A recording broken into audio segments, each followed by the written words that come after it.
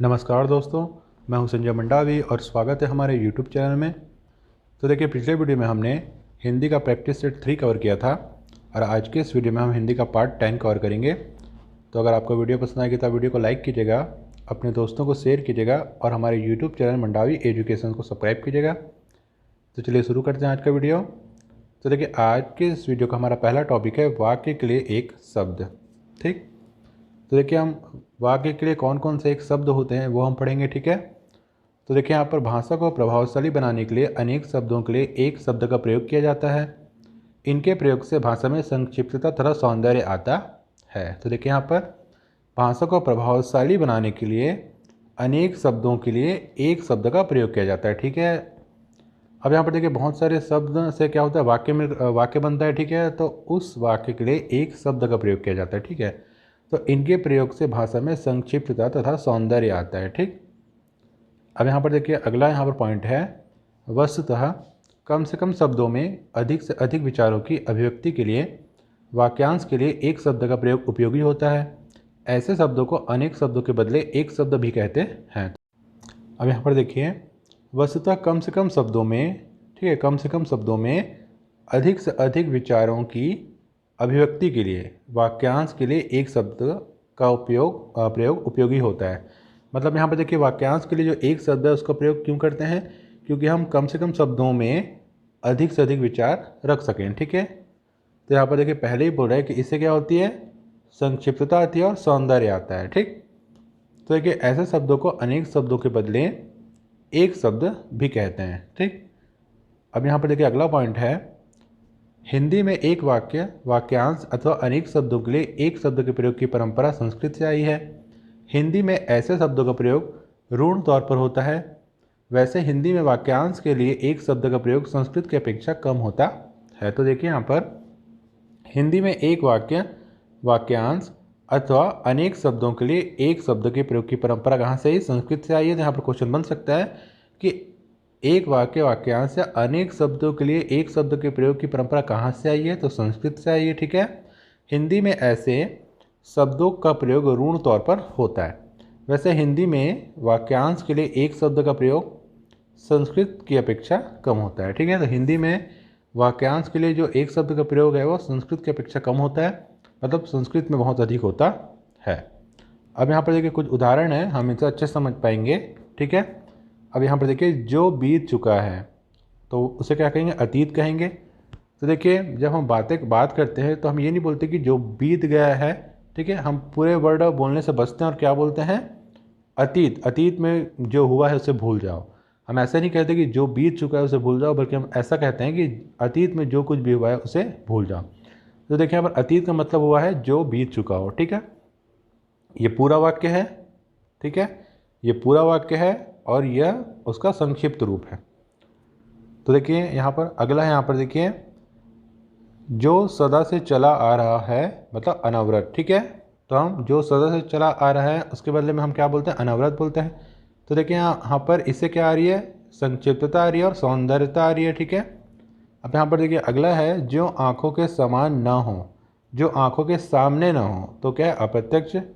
ठीक है, प्रत्यक्ष क्या होता है, जो आँखों के सामने हो, और अप्रत्यक्ष मतलब जो आँखों के सामने ना हो। अब यहाँ पर देखिए अगला है उदाहरण, यहाँ पर जो कभी मरता ना हो तो क्या होगा, अमर होगा। ठीक है, एक वाक्य के लिए एक शब्द यहाँ पर, जो कभी ना मरता हो, अमर। अब यहाँ पर देखिए अगला उदाहरण है, अवसर के अनुसार बदल जाने वाला, तो क्या होगा, अवसरवादी। ठीक है, ध्यान पर रखिएगा, अवसरवादी का मतलब क्या होगा, अवसर के अनुसार जो बदल जाता है। ठीक, अब यहाँ पर देखिए अगला है उदाहरण, यहाँ पर जिसमें चेतना ना हो मतलब अचेतन। ठीक है, अचेतन का क्या मतलब होगा, जिसमें चेतना ना हो। अब यहाँ पर देखिए अगला उदाहरण है, जो कभी मरता नहीं मतलब अमर्त्य। ठीक है, ध्यान पे रखिएगा, अमर्त्य मतलब जो कभी मरता नहीं। अब यहाँ पर देखिए अगला है, जो आगे की ना सोचता हो मतलब अदूरदर्शी। ध्यान पे रखिएगा, अदूरदर्शी मतलब जो आगे की ना सोचता हो, और दूरदर्शी मतलब जो आगे की सोचता हो। अब यहाँ पर देखिए अगला है, मन में होने वाला ज्ञान मतलब अंतर ज्ञान। तो ध्यान पे रखिएगा, अंतर ज्ञान का मतलब क्या होगा, मन में होने वाला ज्ञान। ठीक, उसके बाद देखिए यहाँ पर अगला उदाहरण है, धरती और आकाश के बीच का स्थान क्या होगा? अंतरिक्ष होगा। ठीक है, ध्यान पे रखिएगा। अंतरिक्ष को हम क्या बोलते हैं या क्या मतलब होता है इसका? धरती और आकाश के बीच का स्थान। ठीक है, तो हम उसे संक्षिप्त रूप में बोलते हैं अंतरिक्ष। अब यहाँ पर देखिए अगला है वध करने के योग्य मतलब वध्य। ध्यान पे रखिएगा, वध्य मतलब वध करने के योग्य। अब यहाँ पर देखिए अगला है, कभी कभी देखिए एग्जाम में क्या होता है ना, सिर्फ ये एक शब्द पूछ देगा और बोलेगा कि इसका मतलब क्या होता है, 4 ऑप्शन दे देंगे। तो आपको ये भी ध्यान पर रखना है कि अगर वध्य है तो उसका मतलब भी आपको पता रहना चाहिए। वध्य मतलब होता है वध करने योग्य, और वध करने योग्य का मतलब एक शब्द में क्या होता है तो आपको पता होना चाहिए वध्य होता है। ठीक है, आपको दोनों तरीके से याद रखना पड़ेगा। अब यहाँ पर देखिए अगला है जिसकी कल्पना न की जा सके तो क्या होगा? अकल्पनीय। ठीक, तो ध्यान पर रखिएगा, अकल्पनीय मतलब जिसकी कल्पना न की जा सके। अब यहाँ पर देखिए अगला उदाहरण है कम खाने वाला मतलब अल्पाहारी। तो आप ध्यान पर रखिएगा, अल्पाहारी मतलब होता है कम खाने वाला, अल्प मतलब कम और हारी मतलब खाना, तो क्या होगा? अल्पाहारी मतलब कम खाने वाला। अब देखिए यहाँ पर अगला है जिसका जन्म ना हो सके मतलब अजन्मा। ठीक, तो ध्यान पर रखिएगा, अजन्मा मतलब क्या होता है? जिसका जन्म ना हो सके। अब यहाँ पर देखिए अगला उदाहरण है जिसकी तुलना न की जा सके मतलब अतुलनीय। ठीक है, तो ध्यान पर रखिएगा, अतुलनीय मतलब क्या होता है? जिसकी तुलना न की जा सके, और तुलनीय मतलब होता है जिसकी तुलना की जा सके। उसी प्रकार देखिए यहाँ पर अगला है जो कानून के विरुद्ध हो मतलब अवैध। ठीक है, तो अवैध का क्या मतलब हुआ? जो कानून के विरुद्ध हो, और जो कानून के विरुद्ध ना हो वो क्या होगा? कानूनी होता है। ठीक है, मतलब वैध होता है, वैध। ठीक है, जो कानून के विरुद्ध ना हो वो वैध, और जो कानून के विरुद्ध हो वो अवैध। ठीक है, अब यहाँ पर देखिए अगला उदाहरण है बड़ा भाई मतलब क्या होता है? अग्रज। ठीक है, ध्यान रखिएगा, अग्रज क्या होता है? बड़ा भाई होता है, और छोटा भाई क्या होता है? अनुज होता है। ठीक है, छोटा भाई क्या होगा? अनुज। ठीक है, दोनों अ से शुरू हो रहा है, अग्रज और अनुज। अब यहाँ पर देखिए अगला उदाहरण है जहाँ जाना संभव ना हो तो क्या होगा? अगम। ध्यान रखिएगा, अगम मतलब होता है जहाँ जाना संभव ना हो। अब यहाँ पर देखिए अगला है उदाहरण जिसे कभी बुढ़ापा न आए तो क्या होगा? अजर होगा। ठीक है, तो ध्यान पर रखिएगा, अजर मतलब होगा जिसे कभी बुढ़ापा ना आए, और अमर मतलब जो कभी मरता नहीं। ठीक है, अब यहाँ पर देखिए अगला है दूसरे के पीछे चलने वाला मतलब होता है अनुयायी। ठीक, तो ध्यान पर रखिएगा, अनुयायी मतलब होता है दूसरे के पीछे चलने वाला। आपको दोनों तरफ से याद रखना है, मैं पहले ही आपको बता दे रहा हूँ। ठीक है, उसके बाद देखिए यहाँ पर अगला है जिसे जीता ना जा सके मतलब अजेय। ध्यान पर रखिएगा, अजेय मतलब जिसे जीता ना जा सके। उसी प्रकार देखिए यहाँ पर अगला उदाहरण है जिसके समान कोई दूसरा ना हो मतलब अद्वितीय। ठीक, तो ध्यान पर रखिएगा, अद्वितीय मतलब जिसके समान कोई दूसरा ना हो। उसके बाद देखिए अगला उदाहरण है जो पहले कभी नहीं हुआ मतलब अभूतपूर्व। ठीक, तो ध्यान पर रखिएगा, अभूतपूर्व मतलब जो पहले कभी नहीं हुआ। उसके बाद देखिए यहाँ पर अगला उदाहरण है जिसके टुकड़े ना हो सकें तो होगा अखंड। ठीक है, अखंड का मतलब जिसके टुकड़े ना हो सके। ठीक है, उसके बाद देखिए यहाँ पर अगला उदाहरण जो गाए जाने योग्य ना हो मतलब अगेय। ठीक है, तो ध्यान पर रखिएगा, अगेय मतलब जो गाए जाने योग्य ना हो।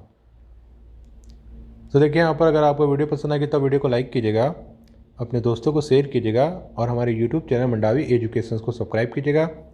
साथ ही हमारे टेलीग्राम चैनल को ज्वाइन कीजिएगा, हमारे फेसबुक पेज को भी लाइक कीजिएगा, और हमारे फेसबुक ग्रुप को भी ज्वाइन कीजिएगा। लिंक जो है वो आपको डिस्क्रिप्शन में मिल जाएगा। और अगर किसी भी प्रकार का डाउट होता है आपको वीडियो से रिलेटेड तो आप मुझे कमेंट बॉक्स में कमेंट कर सकते हैं। और एक इम्पॉर्टेंट बात कि आप वीडियो को कम से कम 2 बार देखिए, जिससे आपको चीज़ें अच्छी तरीके से समझ में आएगी और आप चीज़ों को ध्यान पे रख पाएंगे। तो चलिए आगे बढ़ते हैं। तो देखिए यहाँ पर अगला उदाहरण है हमारा जिसकी गहराई का पता ना हो क्या होगा? अथाह। ठीक है, तो बोलते हैं ना अथाह समुद्र है, अथाह समुद्र, तो मतलब समुद्र की गहराई का पता नहीं है किसी को, तो जिसकी गहराई का पता ना हो क्या होगा? अथाह होगा। ठीक है, तो अथाह का मतलब जिसकी गहराई का पता ना हो। ठीक है, आपको दोनों तरफ पे याद रहना चाहिए। उसके बाद देखिए यहाँ पर अगला है जिसे स्पर्श करना वर्जित हो क्या होगा? अप्रिय। ठीक है, तो ध्यान पर रखिएगा, अप्रिय मतलब जिसे स्पर्श करना वर्जित हो।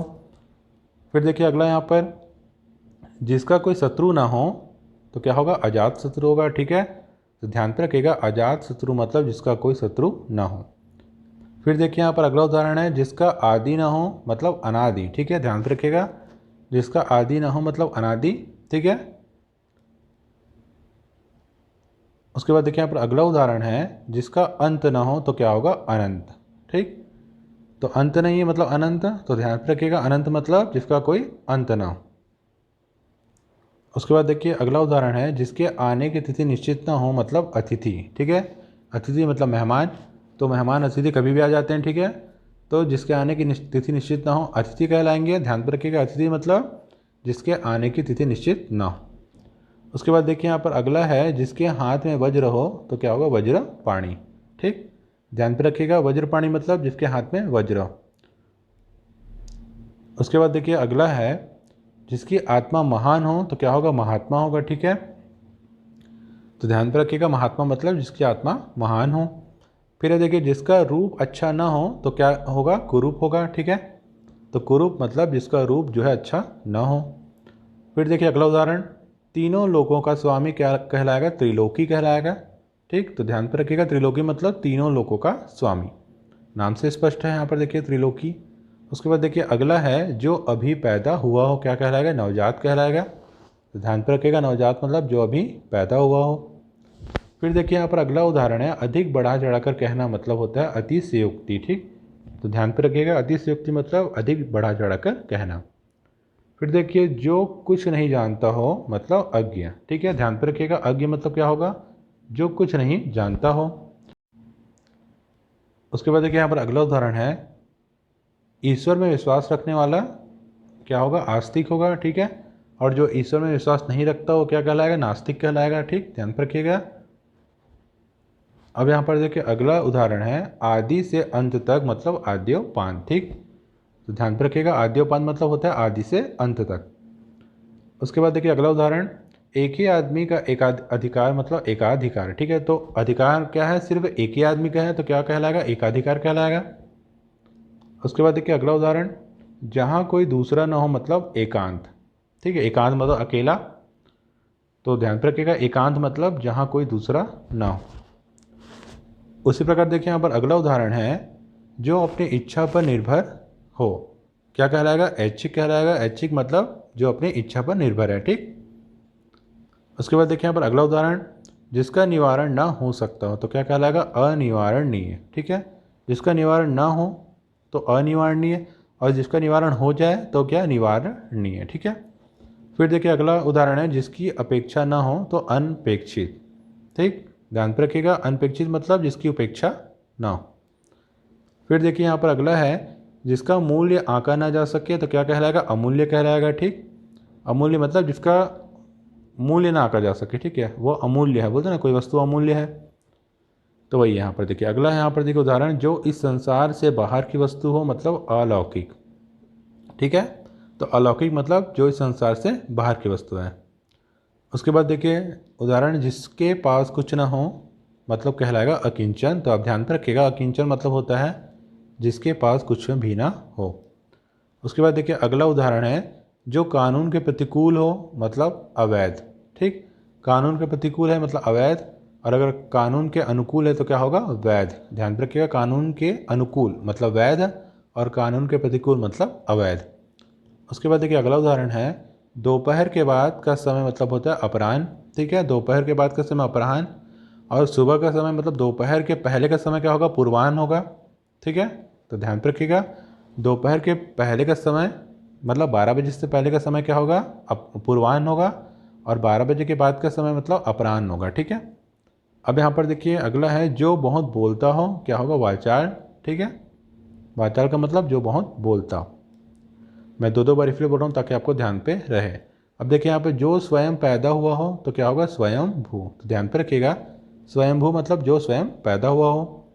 फिर देखिए अगला उदाहरण है जो किसी के पक्ष में ना हो तो क्या कहलाएगा, तटस्थ कहलाएगा। ठीक है, तटस्थ मतलब जो किसी के पक्ष में नहीं है, ना तो पक्ष में है ना तो विपक्ष में है, वो बीच में है ना, किसी के पक्ष में भी नहीं, तो क्या कहलाएगा, वो तटस्थ कहलाएगा। ध्यान पर रखिएगा।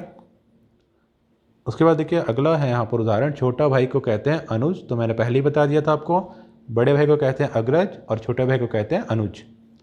उसके बाद देखिए अगला उदाहरण है जो वाणी द्वारा व्यक्त ना किया जा सके क्या कहलाएगा, अनिर्वचनीय। ठीक है, तो अनिर्वचनीय मतलब कहलाएगा जो वाणी द्वारा व्यक्त ना किया जा सके। ठीक, उसके बाद देखिए अगला उदाहरण है अपनी प्रशंसा करने वाला क्या कहलाएगा, आत्मश्लाघी। आत्मश्लाघी। ठीक है, ध्यान पे रखिएगा कि आत्मश्लाघी मतलब जो अपनी प्रशंसा खुद करता हो। उसके बाद देखिए अगला उदाहरण है, कार्य करने वाला व्यक्ति क्या कहलाएगा? कार्यकर्ता।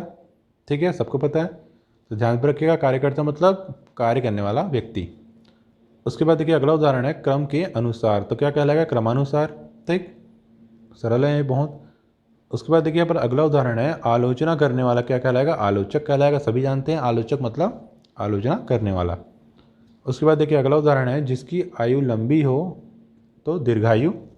दीर्घायु मतलब जिसकी आयु लंबी हो, और जिसकी आयु कम हो तो क्या कहलाएगा? अल्पायु। ठीक है, ध्यान पर रखिएगा, अल्पायु जिसकी आयु कम हो और जिसकी आयु लंबी हो वो दीर्घायु। उसके बाद देखिए अगला उदाहरण है, जिसमें कुछ करने की क्षमता न हो तो क्या कहलाएगा? अक्षम। ठीक है, तो अक्षम मतलब जिसमें कुछ भी करने की क्षमता ना हो।